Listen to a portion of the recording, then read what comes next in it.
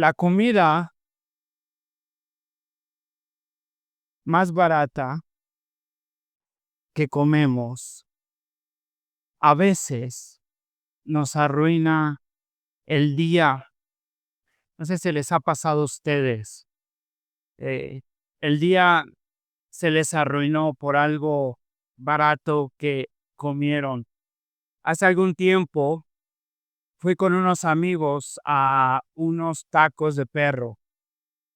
Espero que no hayan sido de perro, pero recuerdo que cuando fuimos, pues olía rico. Había unos taquitos ahí, estaban partiendo la carne, estaban partiendo la cebolla, estaban ahí las tortillas. Y a mí me gusta el limón, no puedo comer tacos sin limón. Entonces, cuando fui ahí al puesto de tacos, agarré unos limones. Y sabes, recuerdo que estaba ahí un topper donde ponen los limones. Y eran de esos limones que eran así, te partían el limón chiquito como en 100 pedazos, ¿no? Entonces ya casi, casi nada más como le estabas echando el zumo, la cáscara de limón. Pero recuerdo que cuando metí la mano ahí al topper de los limones, recuerdo que había, no sé si era jugo, no sé si era agua, pero recuerdo que mi mano se sumergió en un caldo. Entonces agarré unos limones y dije, macho que se respeta no puede tener asco a unos tacos de perro, unos limones. Estaban ahí mis amigos. Entonces le eché limón, le exprimí ahí con ganas, pero esa sensación me dio mucho asco, porque se me vino a la mente las personas, la cantidad de manos, de dedos que habían ahí sumergido sus dedos en los limones y no sé si se habían lavado las manos, no sé dónde habían estado esas manos. Me dio mucho asco y recuerdo que por milagro llegué a mi casa, fue un milagro, llegué directo al baño y sabes, esa noche no dormí eh, durante toda la noche. A veces, sabes, a veces la comida eh, barata, a veces la comida que está más cercana a nuestro alcance tiene la habilidad de arruinarnos nuestro día. Y sabes, te diría que en el corazón cristiano sucede algo parecido. Sabes, depende de cómo nos alimentamos, depende de cómo alimentamos nuestro corazón, que tiene la habilidad de arruinar todo nuestro día. Estamos empezando una nueva serie. Esta serie está en el libro de Colosenses y titulamos la serie Cristo más nada, completos en Cristo. Quiero que veas cómo Pablo va a enfrentar el primer capítulo de esta epístola. Sabes, la iglesia de Colosenses no era una iglesia muy distinta a la nuestra. Era una iglesia muy joven. Era una iglesia con cristianos que no tenían muchos años de ser cristianos. Seguramente sus padres no habían sido cristianos. Había familias jóvenes, había nuevos cristianos y la iglesia estaba creciendo y estaba creciendo en una ciudad donde había mucha confusión, había mucha apertura espiritual. Te diría no muy distinto a nuestra iglesia, no muy distinto a nuestra ciudad. Colosas no era una ciudad necesariamente importante. Los colosenses no estaban en una iglesia necesariamente importante, era una iglesia pequeña y sin embargo Pablo se toma el tiempo para escribirle a esta iglesia y estoy convencido que Dios se toma el tiempo para escribir esta carta para nuestra iglesia. Y sabes, el contexto no era muy distinto a donde estamos nosotros. Era promovida una apertura religiosa. El Imperio Romano era el que salvaguardaba una apertura religiosa. Mientras no crearas problemas, podrías creer absolutamente de todo. Había personas que creían en Zeus, había personas que creían en Artemis, habría personas que creían en Atenea, en Demetrio. había judíos que estaban viviendo en esta ciudad. Y ahora estos nuevos creyentes habían escuchado el evangelio, se estaban reuniendo ahí en su iglesia y escuchaban diferentes versiones de lo que debería de ser la religión. Iban a sus trabajos y escuchaban a alguien que le quemaba incienso a Demetrio. Iban a su trabajo, iban al mercado y entonces escuchaban un judío que decía que no se podía comer carne. Aún ahí, en ese contexto, dentro de la iglesia, había personas confundidas en su fe. Me pregunto cuántos de nosotros estamos confundidos en nuestra fe el día de hoy. ¿Sabes? Por ejemplo, había aquellos que se llamaban los judaizantes, y estos judaizantes estaban convencidos que Cristo había muerto por nuestros pecados.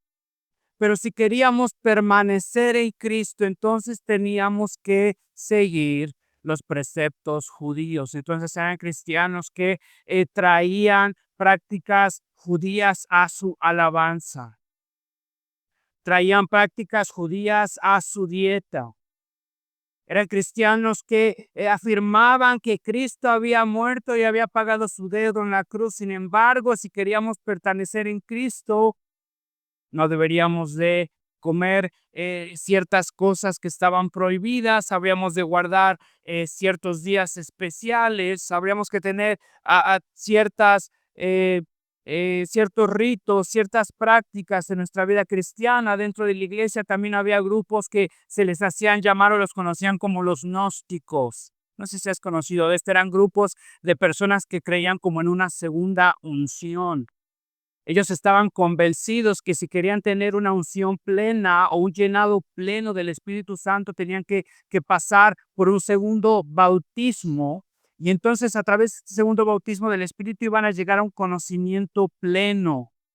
Y entonces eran personas que estaban en sus alabanzas, en prácticas, estaban esperando un segundo bautismo del Espíritu Santo y estaban convencidos en cuanto lo tuvieran, iban a tener un conocimiento más lleno, más pleno del cristianismo, más pleno de quién era Cristo. Y todo esto estaba rodeando a los colosenses. Ahora fíjate, Pablo escucha de esta situación por su hermano Epafras, por su amigo Epafras, seguramente lo va a visitar ahí a la cárcel, y le cuenta que la iglesia que está ahí en Colosenses, los colosenses no habían conocido a Pablo personalmente. Epafras le cuenta a Pablo lo que está pasando, y entonces Pablo le escribe una carta a esta iglesia. Y en esta carta, el propósito de Pablo es mostrarles que no necesitan añadir absolutamente nada al evangelio. Es Cristo más nada. Y entonces en esta epístola va a mostrar la supremacía de Cristo y va a afirmar que estamos completos en Cristo. Pero quiero que notes algo. Pablo está en la cárcel, es una de las epístolas de la cárcel. Pablo está en la cárcel y está encarcelado por predicar el evangelio. Epafras llega y le cuenta lo que está pasando en la iglesia de Colosas. Ahora imagínate lo que puede estar pensando Pablo en este momento. Hay confusión dentro de la iglesia. Le ha costado tanto predicar el evangelio, le ha costado tanto levantar líderes.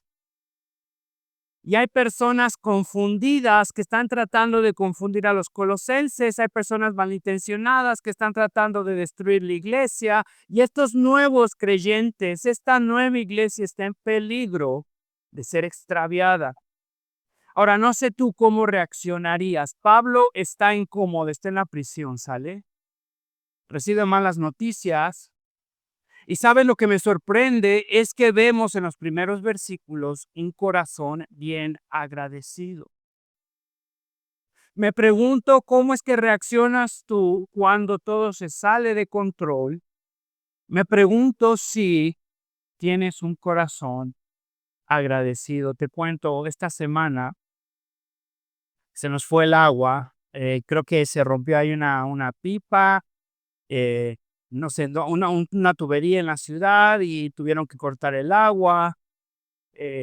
y tardó varios días. Luego en mi colonia no llega muy seguido y cuando llega no sé por qué, mi tinaco se tarda mucho en llegar. Luego los vecinos ya tienen agua, nosotros no, pero tuvimos varios días sin agua, ¿sale? Y sabes, yo ya me conozco. El primer día, ya sé, a mí me cuesta cuando no hay agua, te lo confieso, hay algo ahí en mi corazón que me empiezo a sentir irritado. Es muy incómoda la situación. Tenemos 3 hijos, imagínate el desorden en el baño, se apilan los trastes. El primer día, híjole, dije: "Bueno, Señor, ayúdame, no sé cuándo va a llegar, pero ayúdame, dame una buena actitud". Y, ¿sabes? El segundo día se empiezan a apilar los trastes, siguen yendo al baño, el agua no llega, y, ¿sabes? Sentía ahí que estaba perdiendo la batalla. Me sentía cada vez más frustrado, más irritado, más impaciente. Y, ¿sabes? Te confieso, mi corazón no estaba no estaba agradecido. Ahora, fíjate lo que pasa, y Dios en su gracia, te lo confieso, en su gracia, estudiando esta porción, porque mi corazón estaba muy lejos del agradecimiento y ahora sabía que esta semana tenía que predicar y esta semana iba a hablar del agradecimiento. Pero, ¿sabes? Esta semana Dios en su misericordia me mostró el problema. Y, ¿sabes? El problema es que cuando alimentas tu gratitud te alimenta. Ese no es el problema. El problema es que yo estaba alimentando mi gratitud de la manera incorrecta. Cuando alimentas tu gratitud te alimenta. Quiero que veas cómo Pablo está alimentando su gratitud y cómo esta gratitud va a alimentar a Pablo en este tiempo difícil. Cómo Pablo enfrenta la situación de una forma muy diferente a la que yo estoy enfrentando mi situación y mi semana. Y sabes, me di cuenta en esta semana que yo estaba alimentando mi gratitud de una forma muy chafa. Sabes, te lo confieso, yo estaba agradecido por el agua. Yo estaba agradecido por el agua y no tiene nada de malo estar agradecido por el agua. Es bueno tener agua. Pero sabes, cuando yo anclo mi agradecimiento en el agua, ¿qué va a pasar cuando el agua se vaya? ¿Qué va a pasar? Mi agradecimiento va a desaparecer, ¿no es cierto? Cuando alimento mi gratitud me alimenta. Y el problema es que yo estoy alimentando mi gratitud con cosas que no son capaces de soportar la realidad de mi existencia. Estoy agradecido por el agua y cuando el agua se me va, mi gratitud desaparece. Quiero que veas cómo Pablo enfrenta esta situación. Está en la cárcel, escucha oposición, su trabajo está en peligro de ser afectado, de ser desviado. Y quiero que veas cómo Pablo en estos versículos nos enseña un corazón agradecido. Cuando alimentas tu gratitud te alimenta. Quiero que vayas conmigo entonces a ver cómo Pablo alimenta su gratitud. De versículo 2 al versículo 3, Pablo está agradecido por los fieles creyentes, reconoce su fidelidad. Pablo está agradecido y dice, porque siempre que oramos por ustedes, damos gracias a Dios, el Padre de nuestro Señor Jesucristo. Este hombre es un hombre de oración y sabe agradecerle a Dios y ora a Dios porque está agradecido. Sería muy difícil platicar con alguien cuando no estás agradecido con esa persona, cuando tienes rencor con esa persona, cuando estás decepcionado con esa persona. Quiero que veas en este momento de dificultad, la reacción de Pablo es orar y dar gracias. Siempre que oramos por ustedes, damos gracias a Dios, el Padre de nuestro Señor Jesucristo. Quiero que veas cómo está alimentando su gratitud. La alimenta con fe, amor y esperanza. Y estas 3 características aparecen a lo largo del Nuevo Testamento, por ejemplo, 1 Corintios 13, 1 Tesalonicenses capítulo 1, 1 Tesalonicenses capítulo 5, y estas características, esta triada, este triente, son los frutos de un cristiano y Pablo está agradecido porque ve las características de un cristiano, de un verdadero cristiano en los colosenses. Reconoce entonces que tienen fe, que tienen amor, que tienen esperanza. Quiero que veas que el agradecimiento de Pablo, este corazón agradecido, no simplemente es un corazón optimista, no simplemente es ver el vaso medio lleno, no es simplemente estar agradecido con la vida, es simplemente estar agradecido por la situación en la que estoy. Pablo sabe cómo agradecer y la fuente de su agradecimiento es Dios. Quiero que notes algo. Pablo no le agradece a los colosenses por su amor. Pablo no le agradece a los colosenses por su fe. Pablo no le agradece a los colosenses por su esperanza. Si no me crees, ve ahí versículos 7 y 8. Quiero que veas conmigo lo que Pablo está agradeciendo, perdón, versículos 2 y 3. Quiero que veas que Pablo le agradece a Dios.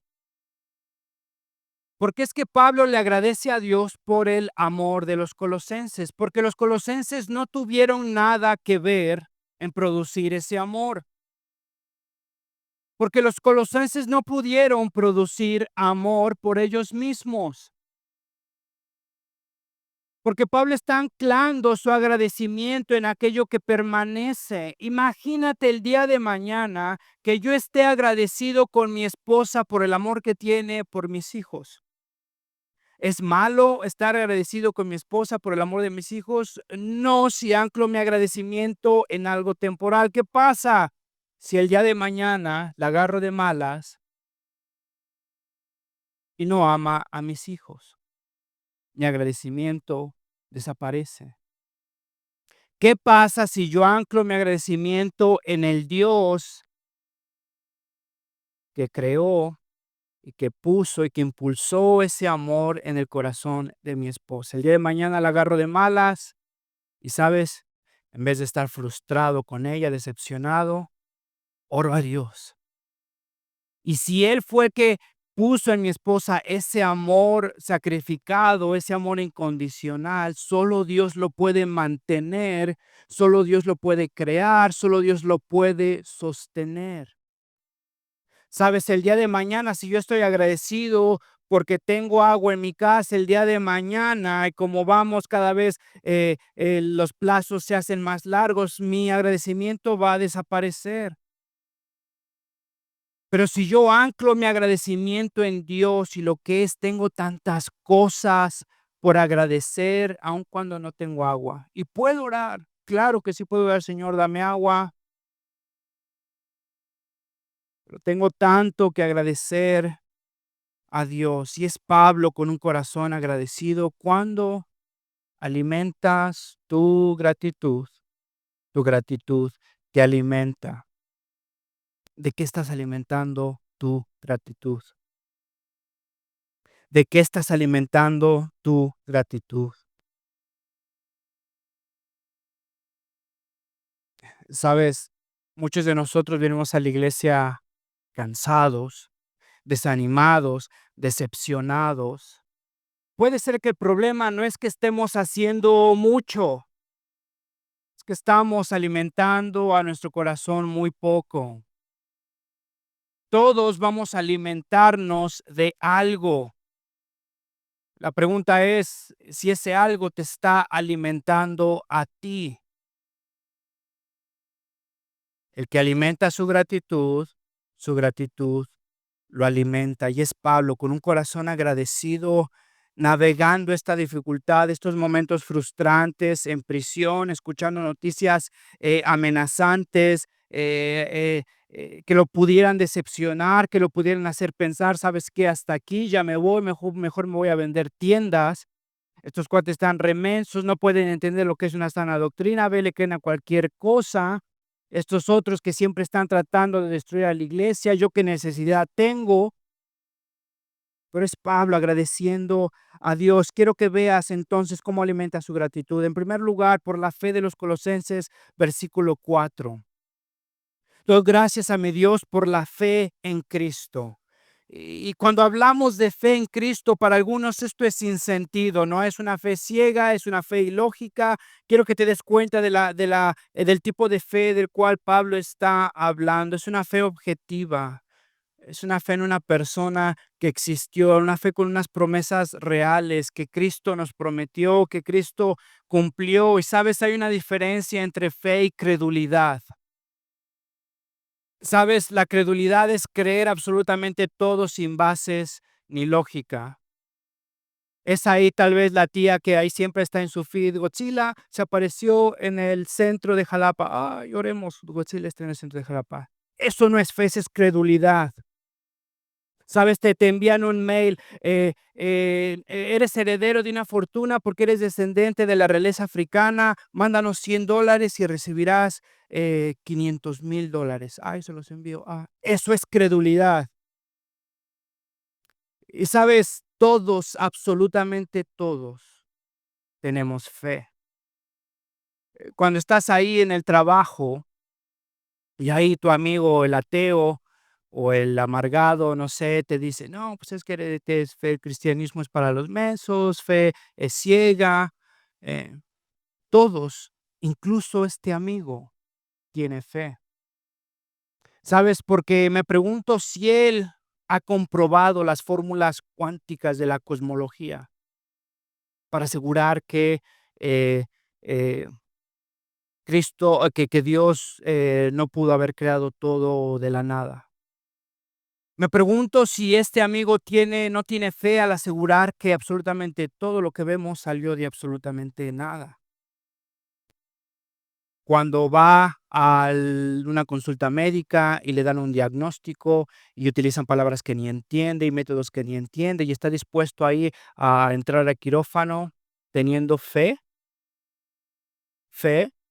en las manos de este doctor que sí sabe lo que está haciendo, que sí sabe los procedimientos que va a hacer, aunque esta persona no entienda 100% lo que está pasando. Eh, Cuando cruzas ahí un puente, eh, tienes fe en las capacidades del arquitecto, del ingeniero. Todos vivimos con fe y esa fe es diferente a la credulidad. Esa fe que Pablo describe es una fe objetiva, fe en Cristo Jesús, en aquel que vivió, en aquel que fue visto, en aquel que cumplió promesas. Fíjate lo tremendo de esto. Te voy a leer 2 citas de historiadores ateos, y fíjate lo que dicen de Cristo. Casi todos, el primero E.P. Sanders, casi todos los historiadores cristianos o no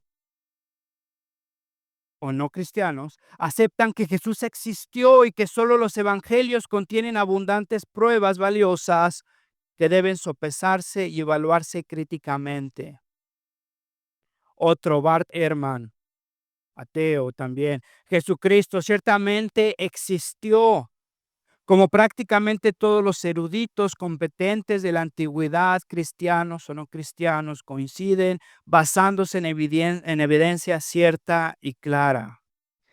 Fíjate, continúa, tenemos más pruebas de Jesús que de casi cualquier persona de su época. Pablo no está hablando de credulidad, Pablo está hablando de fe en Cristo y está agradecido porque estas personas, en medio de un ambiente de apertura, no creen en cristales, no creen en karma, no creen en vibras, creen en Cristo Jesús. Y esa fe objetiva es la que hizo que Pablo, un perseguidor de la iglesia, ahora esté en prisión por predicar el evangelio. Es la misma fe que entonces hizo que 11 discípulos murieran por la causa de Cristo, convencidos de sus promesas, de lo que había hecho, de lo que había cumplido. Y es Pablo que está agradecido por la fe en Cristo de estas personas. Quiero que te des cuenta que Pablo alimenta su gratitud, no porque ellos tienen credulidad. Mira qué bonito, son personas de mucha fe. Mira, está ahí frotando el cuarzo para que se le vaya la mala vibra. Tienen mucha fe. Pablo alimenta su gratitud con fe en Cristo. Está agradecido porque solo Dios pudo causar esto en el corazón de los cristianos. La segunda, fíjate cómo Pablo alimenta su gratitud, el amor el amor de los colosenses, el amor que se tienen unos a otros. En el versículo 4 al versículo 8, fíjate, amor a todos los creyentes. Eh, hace unas semanas, creo que la semana pasada, estaba viendo una serie. Ahí con mi esposa tenemos curiosidad de verla porque estaban platicando, ahí amigos estaban platicando de esta serie, que estaba bueno, qué bueno, la vamos a ver. No sé si tú la has visto, se llama Nadie nos vio partir.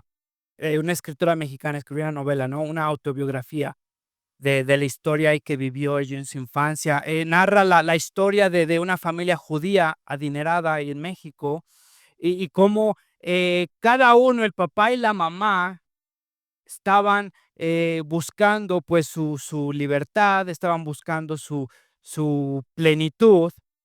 Y desde la perspectiva de la madre, de la esposa, ella estaba defendiendo el derecho de eh, permanecer enamorada, se enamoró.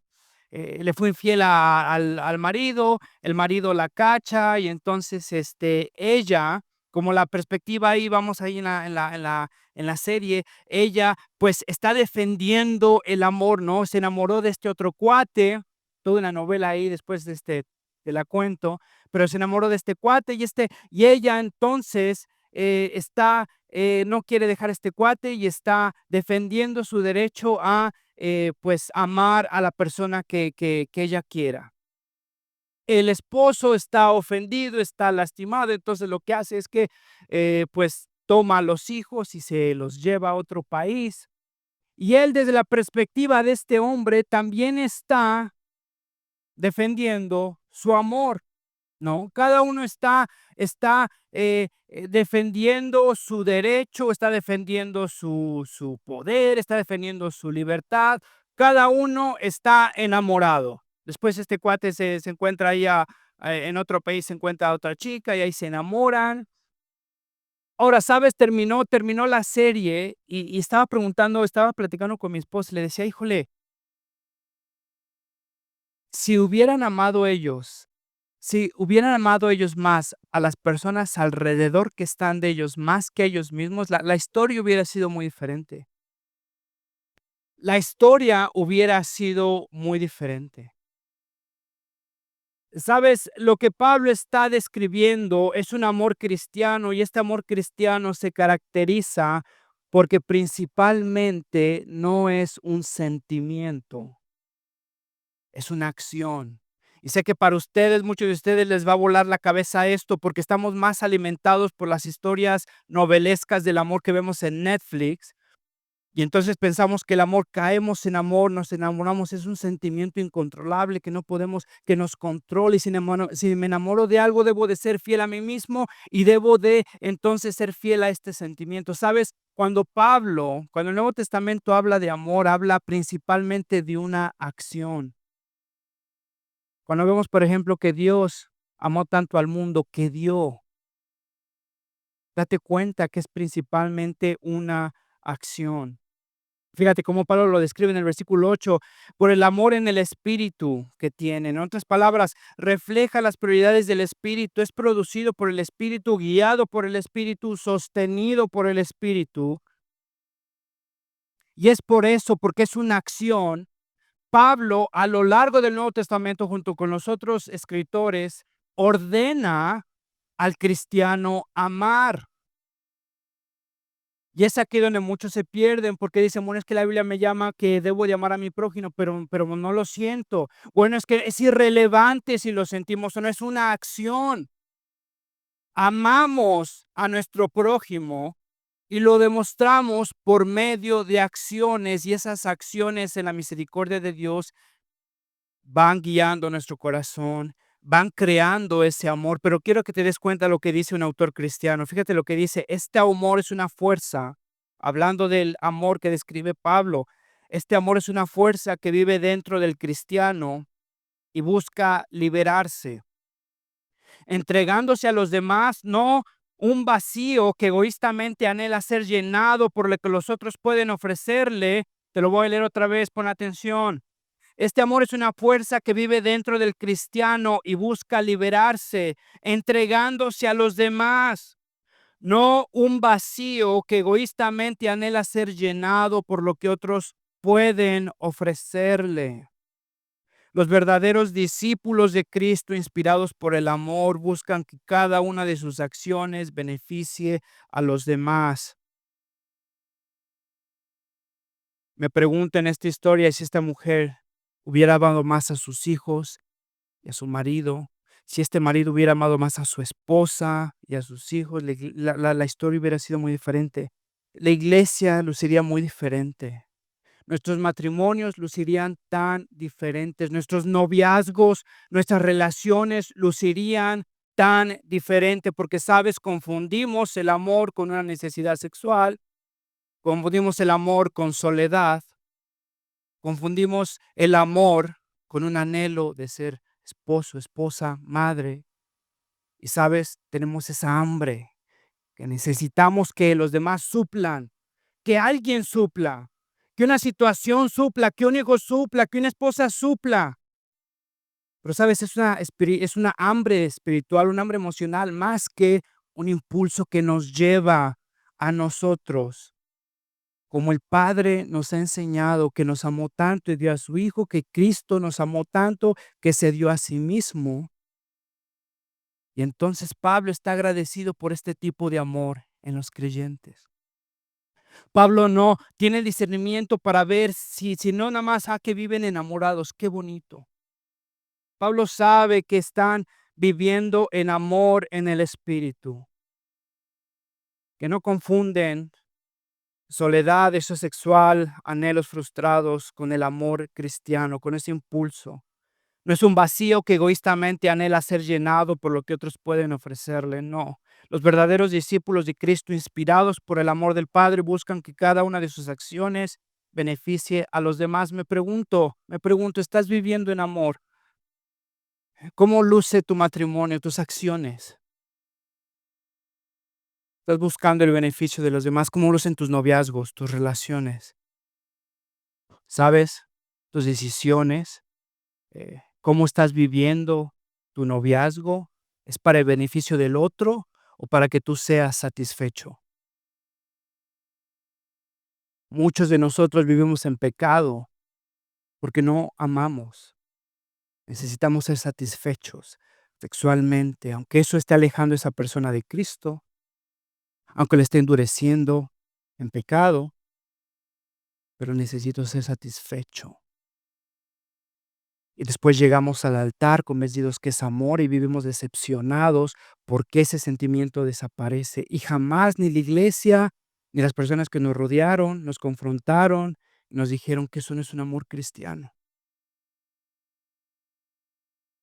No es un vacío que egoístamente anhela ser llenado por lo que otros pueden ofrecerle. Le estás entregando a las personas que dices que amas lo mejor. Los estás apuntando a Cristo, los estás edificando. En verdad, los estás amando. Pablo agradece por los colosenses, porque su amor es verdaderamente cristiano. Su amor está en el Espíritu, sustentado, controlado. No solo eso, sino que agradece por la esperanza. Versículo 5. Ya agradeció por la fe, por el amor, ahora agradece por la esperanza. Quiero que notes que la esperanza es la que produce fe en Cristo y amor. En otras palabras, la esperanza incluye a Cristo, pero no se limita a Cristo. Cristo es aquel que garantiza nuestra esperanza. Por medio de Cristo, todo lo que esperamos es una realidad. La esperanza que tenemos no nada más es un sentimiento o un deseo de anhelo, es una realidad que Dios ha cumplido en Cristo, que Él ha garantizado en Cristo, que es sostenida en Cristo. Y esta esperanza, Pablo nos dice que produce fe y amor. No es una actitud de optimismo, es la convicción que Cristo, esta persona que vivió, que existió, esta fe objetiva ha de cumplir sus promesas. Este hombre ha mostrado, ha cumplido lo que ha prometido y ahora nosotros anhelamos que termine de cumplir sus promesas, que establezca su reino, que justicia reine, que mi corazón sea verdaderamente transformado. Y esta esperanza es la que produce fe, la que produce amor. Dice Pablo que esta esperanza está anunciada en el Evangelio. La esperanza que tenemos y está guardada porque Cristo nos la garantizó, son como su creación de Dios, nos hemos rebelado en contra de Dios. Y Dios odia al pecador, no tenemos nada que ofrecerle a Dios más que a nuestra abominación y nuestra desobediencia, y es Dios en su misericordia que ha entregado a Cristo. Cristo ha pagado por todos nuestros pecados. Cristo ha resucitado y ahora nos ha vestido con su justicia y ahora nos podemos presentar verdaderamente justos delante de Dios y nos ha prometido un corazón transformado. Nos ha prometido un reino venidero. Y este es el evangelio que Pablo está convencido solamente puede producir fe, puede producir amor. Y Pablo alimenta su corazón y su gratitud de esto. Cuando alimentas tu gratitud te alimenta. Sabes, te lo digo otra vez, muchos de nosotros venimos a la iglesia cansados, desanimados, decepcionados. Y estoy convencido que no es necesariamente porque estás haciendo mucho o estás haciendo poco, la situación es lo poco que has alimentado tu corazón. Las cosas que le has ofrecido a tu corazón para saciarse. Sabes, tengo aquí esto, mira, te traje esto para compartir. Mira, son unas papas. ¿A quién se le antojan las papas? ¿Quién tiene hambre? Miren, unas papitas y luego, mira esto, ¿sabes lo que es tajín? Fíjate nada más. Le echas, y luego cuando le pones limón, ¿las has comido con limón? Uf, mira, es más, si me echo una, a ver si no me hago, mm, ¿sí escuchas? ¿A quién se le antoja esto? Mira, ¿qué preferías comer? ¿Unas papas o un plátano? Siendo honesto, ¿qué preferirías comer? Las papas, ¿verdad? Y sabes, es por eso que vivimos tan cansados, tan decepcionados, porque sabes, tenemos nuestro agradecimiento en situaciones pasajeras, en un viaje, en un carro, en una casa. Y sabes, esas cosas no son capaces de sostener las miserias de nuestra realidad. Cuando el viaje no puede ser una realidad, cuando no puedo comprar el coche, cuando el coche se descompone. Sabes, muchos de nosotros vivimos alimentándonos de esto, con situaciones pasajeras, con situaciones inestables. Llegamos decepcionados, cansados, frustrados, cuando alimentamos nuestra gratitud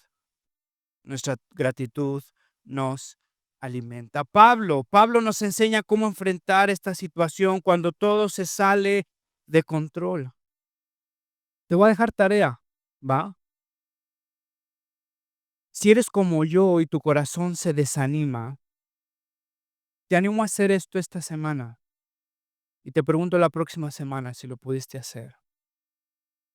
Quiero que pienses a diario tres cosas, tres cosas nuevas, cada día cosas diferentes. Quiero que te tomes el tiempo, por lo menos 5 minutos, 5 minutos no es mucho. ¿Cuánto te pasas en TikTok, no? 5 minutos no es nada. Si te da ansiedad, ponte ahí un cronómetro, pero creo que no es mucho. Piensa 5 minutos. En la semana empieza tu día. Trata de pensar 3 cosas nuevas cada día que estás agradecido a Dios, que está haciendo en tu corazón, que está haciendo en el corazón de los demás. Cuando tu corazón esté tentado a desanimarse, te animo a regresar a estas cosas.